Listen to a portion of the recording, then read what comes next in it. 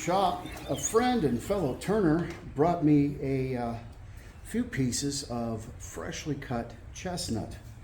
So I have been working on the bandsaw to get some of it processed, and I think I'm going to green turn and twice turn all of these bowls. So first, I've got to get this one between centers so that I can do the roughing and get it packed into a bag of its own shavings.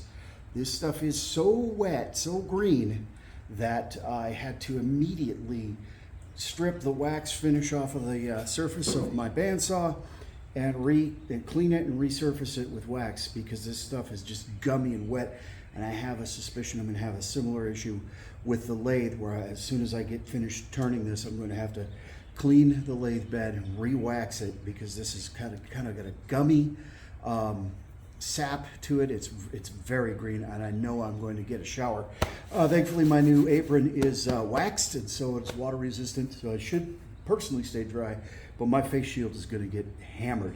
So stick with me. Let's get this between centers, and my goal here is, like I said, I'm gonna rough turn this to about a 1/2 inch thickness, maybe a little bit more, 3/4 of an inch thickness, and pack it in a bag of its own shavings. But ultimately, I would like to see a calabash come out of this piece with a live edge, if I can retain the bark. If I can't retain the bark, we'll go with a natural edge calabash, but hopefully the bark stays through the drying process, and we can get a really, really nice piece of woodwork here. So stick around. Let's get this thing put together, or taken apart.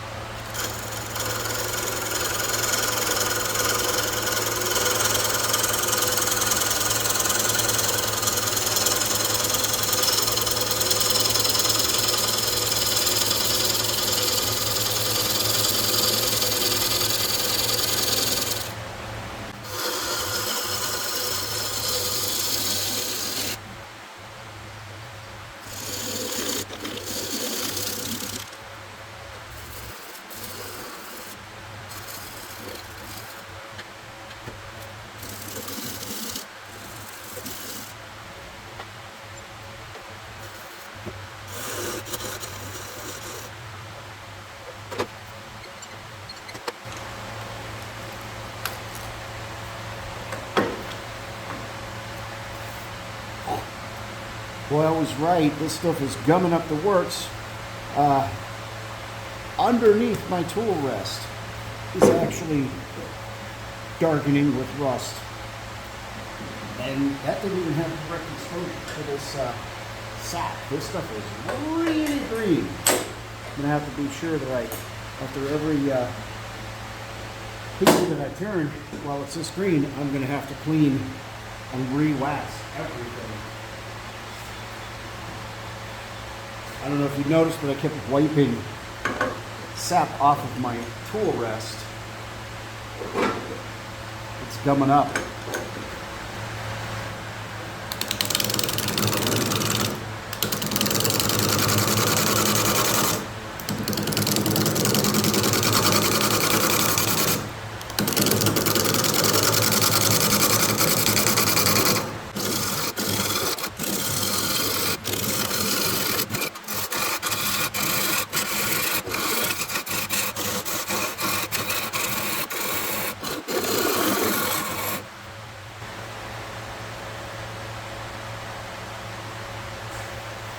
Like picking up a sponge.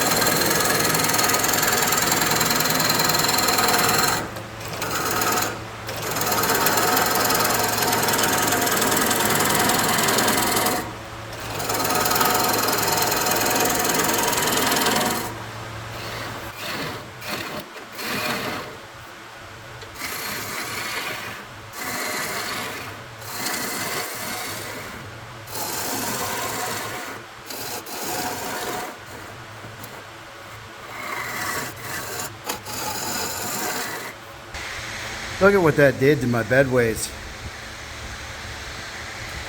That's just so wet, it's so green. The humidity and the moisture just literally immediately started the bedways to rust. So I have a cleaning process to do after I get this bowl off the lathe. And what's funny is I've got 3 more blanks, and I'm going to have to clean and re-wax after each blank.